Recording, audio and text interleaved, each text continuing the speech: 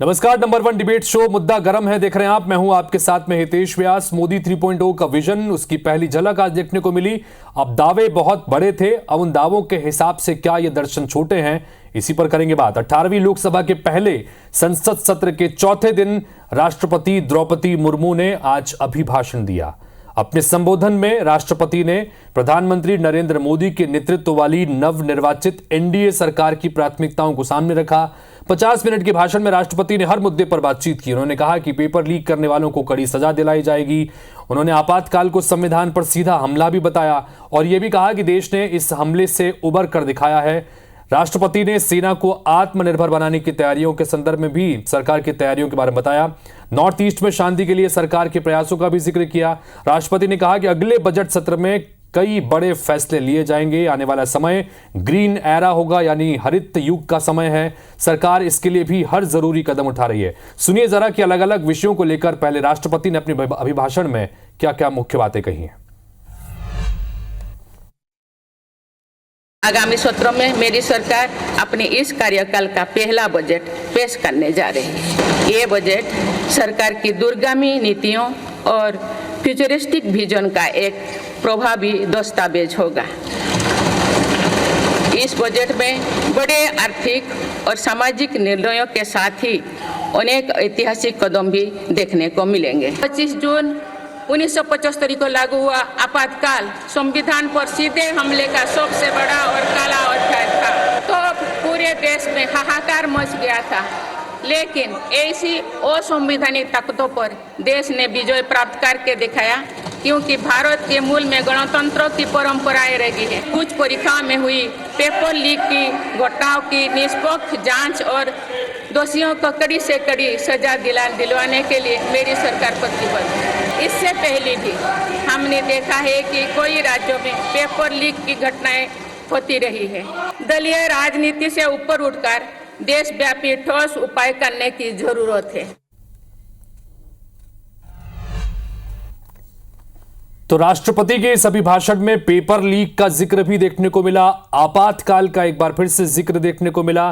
सरकार के विजन पर बात करते हुए नजर आई राष्ट्रपति अपने अभिभाषण के दौरान। सरकार क्या कुछ करने जा रही है, क्या विजन है। तो इन सब के बीच में प्रधानमंत्री नरेंद्र मोदी का जिक्र भी करते हैं, क्योंकि प्रधानमंत्री नरेंद्र मोदी ने अपने दूसरे कार्यकाल के आखिरी संसद सत्र में राज्यसभा में मोदी 3.0 का विजन बता दिया था। सरकार बनी नहीं थी, लेकिन विजन बता दिया था। पीएम ने कहा था कि आने वाले 5 साल स्वर्ण काल का इतिहास अंकित करेंगे। मोदी 3.0 से विकसित भारत की नींव को मजबूत किया जाएगा।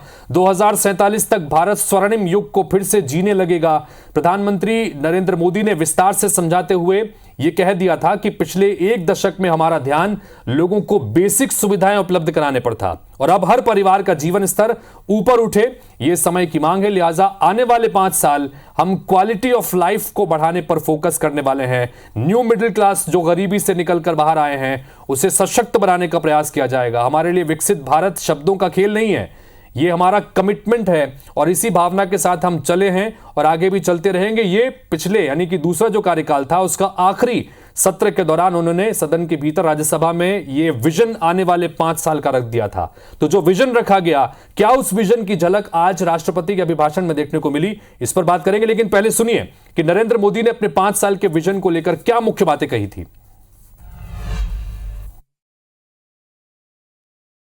कि मैं पिछले 2 साल से 2047 को ध्यान में रख के काम करता था। देश भर में लोगों के ओपिनियन मांगे कि वो आने वाले 25 साल में हिंदुस्तान को कैसे देखना चाहते हैं। ये जो मैं डॉक्यूमेंट बना रहा हूँ, जो मेरा विजन है, लेकिन वो विजन मोदी की बपौती नहीं है।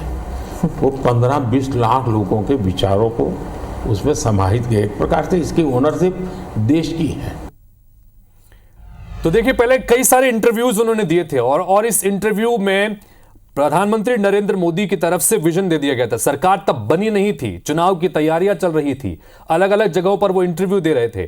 साथ ही सदन के भीतर राज्यसभा में जब उन्होंने संबोधित किया था, तब भी उन्होंने अपने आने वाले 5 साल के विजन को रख दिया और यह कहा था कि हम 2024-29 के लिए नहीं, हम 2047 के लिए काम कर रहे हैं। और एआई के क्षेत्र में किस तरह का काम होगा, टेक्नोलॉजी के क्षेत्र में किस तरह का काम होगा, देश को मजबूती से आगे ले जाने को लेकर जिस विजन की, जिस मिशन की बात होती थी, आज जब राष्ट्रपति अभिभाषण हुआ तो क्या उसमें उस विजन की झलक देखने को मिली, इसी पर बात करेंगे। एक बार फिर से आपको एक और विजन सुनाते हैं कि क्या कुछ विजन नरेंद्र मोदी ने रखा था।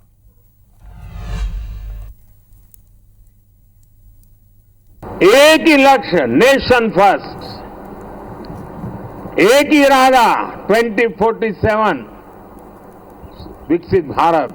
और मैंने पब्लिकली कहा है, मेरा पल पल देश के नाम है।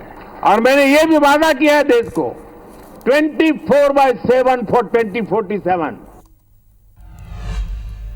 तो 24/7 फॉर 2047 यानी कि 2037 के लिए कृत संकल्पित है सरकार। विजन 2047 का लेकर चल रही है। कुल मिलाकर चुनाव के पहले यह दावा किया गया था कि मोदी का जो तीसरा कार्यकाल है वो धमाकेदार रहने वाला है, और खुद मोदी बार बार यह कह रहे थे कि तीसरा कार्यकाल क्रांतिकारी होगा। पर राष्ट्रपति के अभिभाषण में सरकार के विजन की जो झलक दिखी है उसमें कुछ खास नया नजर नहीं आ रहा है और न कुछ क्रांतिकारी चीजें होती हुई नजर आ रही हैं। इसके पीछे क्या कारण रहा, इस पर क्या कुछ रिएक्शंस है विपक्षी नेताओं का, सुनिए जरा। राष्ट्रपति जी सरकारी भाषण दे दिए तो नॉर्मल है। आज के मुद्दे के बारे में बोलना चाहिए था। हम नीट परीक्षा के बारे में कुछ नहीं सुना, हमारे युवाओं की बेरोजगारी के बारे में कुछ नहीं सुन पाए, तो बड़ी जरूरी विषय है।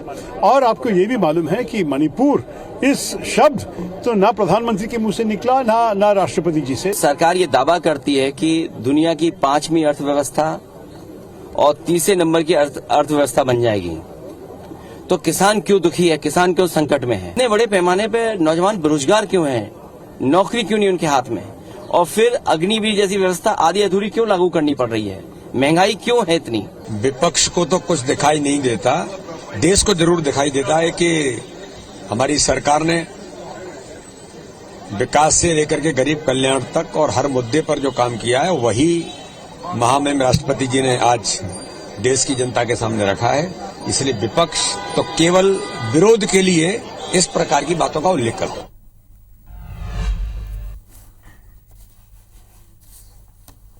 अभिभाषण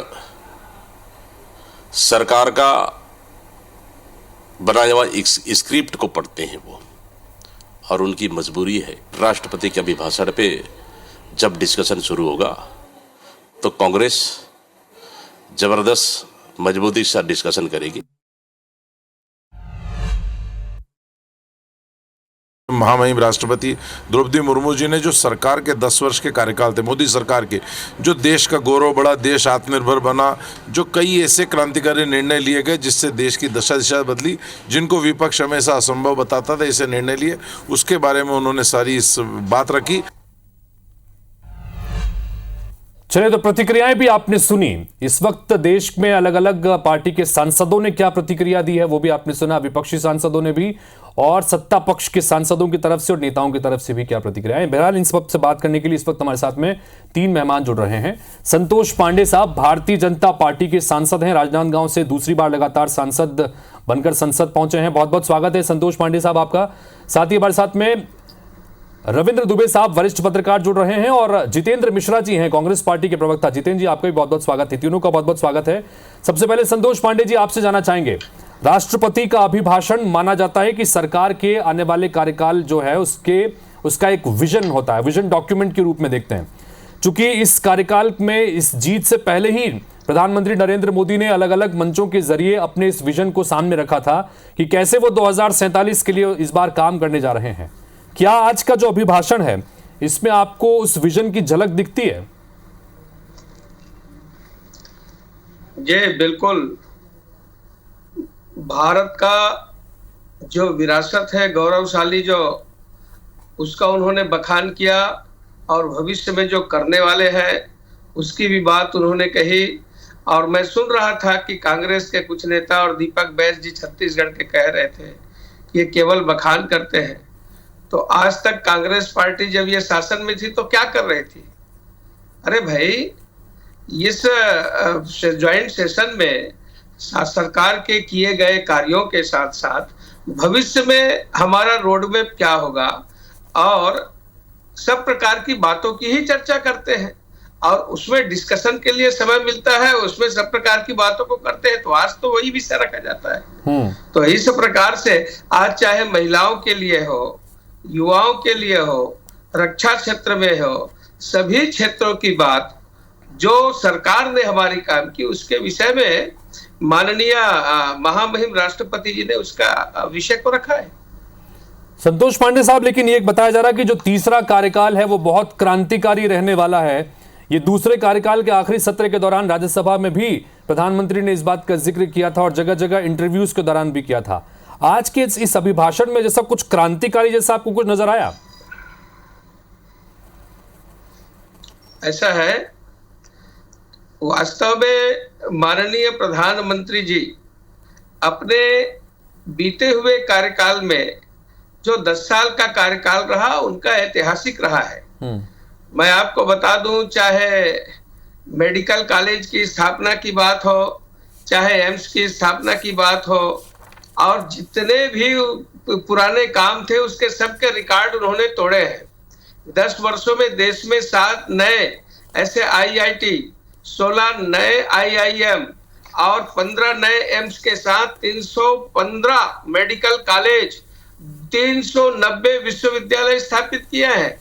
यह युवाओं के लिए और शिक्षा के क्षेत्र में काम हुआ है।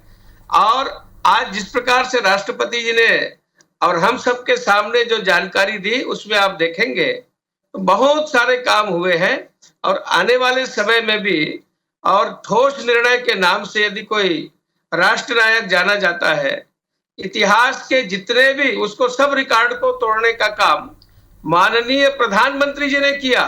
चाहे धारा 370 की बात हो, चाहे हमारा जो CIA अपना जो सिटीजन अमेंडमेंट एक्ट की बात हो, ये सारे संशोधन बड़े बड़े नियमों में उन्होंने संशोधन किया। दंड प्रक्रिया संहिता थी, हम जानते हैं कि दंड को हटा करके उन्होंने न्याय कहा। ठीक है, क्या ये सुधारे नहीं जाने चाहिए थे? तो कुल मिलाकर संतोष पांडे जी ये कह रहे हैं कि भाई पिछले 10 साल का कार्यकाल बड़ा ऐतिहासिक रहा और आने वाले 5 साल क्रांतिकारी रहने वाले हैं और इसकी झलक उनको नजर आई है आज के इस अभिभाषण में। कांग्रेस पार्टी की तरफ से जितेंद्र मिश्रा जी बने हुए उनके पास है। जितेंद्र मिश्रा जी क्या कहेंगे? हालांकि आपकी पार्टी के सांसदों को भी हमने सुना, वो इसे बता रहे हैं कि ये सिर्फ हवाई बातें थी जो आज इस अभिभाषण में देखने को मिली। क्या कहेंगे मिश्रा जी?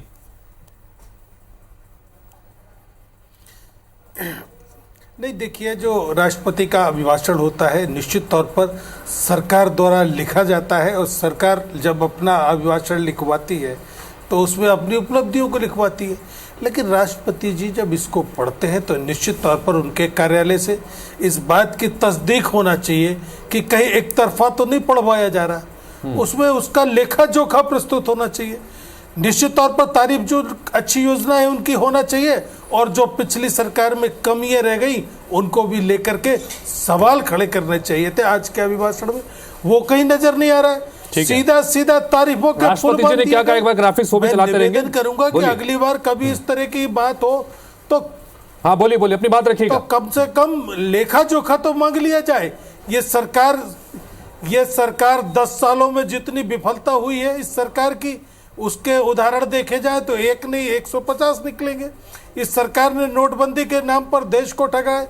इस सरकार ने एक देश एक टैक्स के नाम पर GST में 100 से ज्यादा संशोधन कर दिए। इस किसान काले कानून को लेकर के आपने देखा किस तरीके से सरकार विफल हुई। उसका परिणाम हुआ कि प्रधानमंत्री बमुश्किल 1.25 लाख वोटों से 1.5 लाख वोटों से चुनाव जीत पाए। और नहीं तो अगर ये सरकार सफल होती, प्रधानमंत्री की नीतियां सफल होती तो ये प्रधानमंत्री इंदौर का भी रिकॉर्ड तोड़ देते और 11-12 लाख वोटों से जीतते। लेकिन 3 बार पिछड़ते रहे। इसके बाद अगर 1.5 लाख वोटों से जीते हैं तो अंदाज लगा लीजिए कि देश में लोकप्रियता का क्या आलम है प्रधानमंत्री की। और आज सरकार जिसे राष्ट्रपति महोदय ने कहा स्थिर सरकार 6 दशकों के बाद आई है।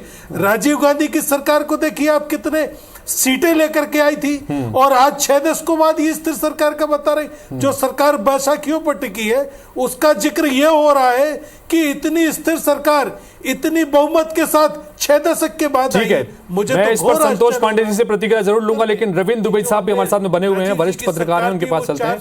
चलिए, रविंद्र दुबे साहब हमारे साथ में अभी जुड़ नहीं पाए हैं, उनके पास दोबारा जाने की कोशिश करेंगे।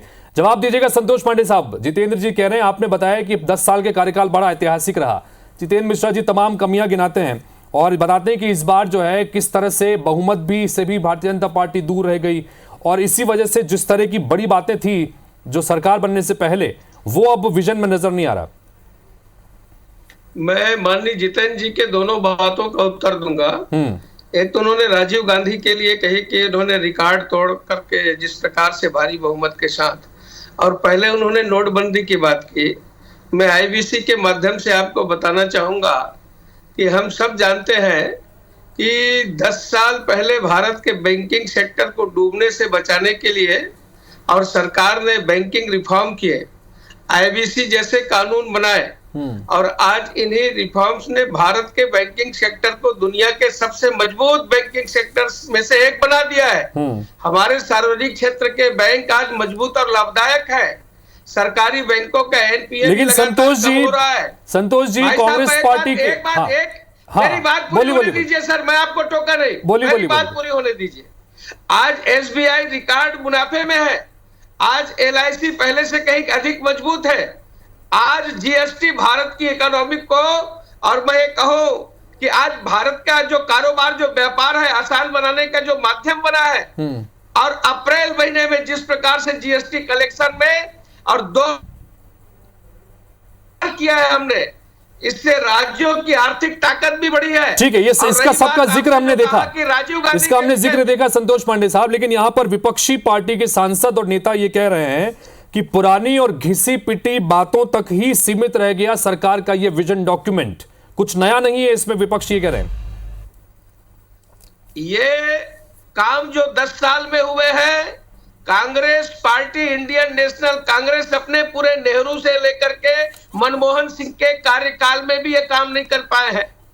और आप जानते हैं इसके कार्यकाल में क्या होते थे, तो स्पेक्ट्रम घोटाला, कोल घोटाला और कृष्णा मेनन जीप घोटाले से लेकर के ये पूरे मनमोहन सिंह तक घोटाले के नाम से आप एक भी ऐसी कोई घटना बता दें जो माननीय नरेंद्र मोदी जी के कार्यकाल में और किसी भी एक मिनिस्टर के ऊपर कहीं कोई छोटा सा भी दाग लगा हो। जितेंद्र मिश्रा जी जवाब दीजिएगा इसका। तारीख में जितेंद्र मिश्रा जी, राजीव गांधी जी के विषय में आपने कहा माननीय जितेंद्र जी, नहीं देखिए, वो तो घटनावश इंदिरा गांधी के बाद वो बैठे थे, प्रधानमंत्री से सवाल पूछ लेती राष्ट्रपति महोदय जब अपना अभिभाषण पढ़ रही थी, उसमें उनका सेक्रेटरीट भी दखल दे देता, सीधी लिखी लिखाई वर्ड पढ़ने के बजाय। तो सवाल उठता कि नोटबंदी में इस देश को आपने कहा था क्रांतिकारी फैसला, GST, smart city, startup India fail हुआ, स्किल इंडिया फेल हुआ, मेक इन इंडिया फेल हुआ, नोटबंदी फेल हुई, कृषि कानून फेल हुए, जीएसटी फेल हुआ आपका। इस पर भी तो एक बार अपनी व्याख्या कर लेनी थी, इस पर भी तो एक बार सवाल पूछने चाहिए थे कि हमने ये वादे किए थे। किसान को स्वामीनाथन रिपोर्ट की बात की थी, किसान की आमदनी। चलिए ठीक है, हमारे साथ में रविंद्र दुबे साहब जुड़ गए हैं, उनको भी मैं चर्चा में शामिल कर लेता हूं। रविंद्र दुबे वरिष्ठ पत्रकार हैं।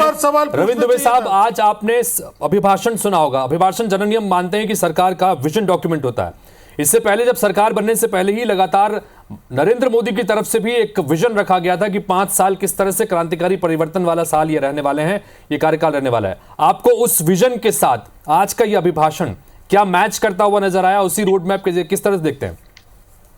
देखिए, इस पर थोड़ा सा ये विजन डॉक्यूमेंट जो इसकी बात करते हैं कि हमारे मान्य परंपरा रही लोकतंत्र की, चुनाव के बाद जब राष्ट्रपति पहला अभिभाषण करते हैं तो वो सरकार का रोड मैप बताते हैं कि हम अगले 5 सालों में क्या काम करने जा रहे हैं, या इस 1 साल में हम क्या काम करेंगे, जो हमारी प्रमुख 5 योजनाएं होंगी या 10 योजनाएं होंगी, उस पर हम क्या काम करें। अब देख रहे हैं कि राष्ट्रपति का जो अभिभाषण था तो पिछले 10 साल की उपलब्धियों पर था, तो 10 साल की उपलब्धियों पर तो चुनाव हो चुका था, जनता ने जनमत दे दिया। तो जनमत के साथ साथ आपको जो नई विजन डॉक्यूमेंट था, नया आपको बताना था। जैसे प्रधानमंत्री जी ने बोला था पिछले सत्र में कि हम 100 दिन में ये करके बताएंगे, सारे मंत्रियों को आपने एक रोड मैप दिया था कि नहीं साहब हम ये करके बताएंगे। तो सरकार की जो हर विभाग का जो होता है वो अपनी योजनाओं के बारे में राष्ट्रपति का ऑफिस को भेज देता है, वो जाकर उसको पूरे डिटेल के साथ बनाकर सब अभिभाषण में शामिल करके बताते हैं। लेकिन सरकार का ही सारा सब कुछ होता है, अभिभाषण को राष्ट्रपति पढ़ते हैं क्योंकि वो प्रमुख है, राष्ट्र के प्रमुख है। और संसद के दोनों सदनों को संबोधित करते हैं, ये हमारे परंपरा रही है और संविधान में भी बात का उल्लेख है। लेकिन तो एक्चुअल में हम सरकार के विजन डॉक्यूमेंट के उसमें कहीं कमी नजर आ रही है। हो सकता है कोई हड़बड़ी दिख रही हो, या सरकार के बारे में थोड़ा सा सरकार को सोच लगता होगा कि अब सब कुछ से बात करने के किया जाएगा। हो सकता है जो सरकार पहले चाहती रही कि हमको 400 सीटें मिलेंगी तो हम ये रोड मैप पर आएंगे और जल्दबाजी में अभिभाषण करना, वो चीजें काटकर जो पुराना इतिहास उसको बता किया गया पिछले 10 साल में। संतोष जी, इस पर जवाब दीजिएगा। रविंद्र दुबे साहब कह रहे हैं कि जो अभिभाषण है वो मूलतः 10 साल के कार्यकाल पर ज्यादा फोकस नजर आया। दूसरा एक सवाल और ये भी एड ऑन कर रहा हूं कि लगातार भारतीय जनता पार्टी इस कार्यकाल में ये आपातकाल पर इतनी शिद्दत से भारतीय जनता पार्टी इतना फोकस क्यों कर रही है? क्योंकि प्रधानमंत्री ने पहले दिया, उसके बाद स्पीकर की तरफ से बकायदा निंदा प्रस्ताव लाया गया, आज अभिभाषण में फिर उस आपातकाल का जिक्र, क्या इसकी वजह है? मैं आपके माध्यम से बताना चाहूंगा कि 25 जून 1975 की अर्धरात्रि को जो आपातकाल लगा, ये स्वतंत्र भारत में एक बहुत बड़ा काला अध्याय है।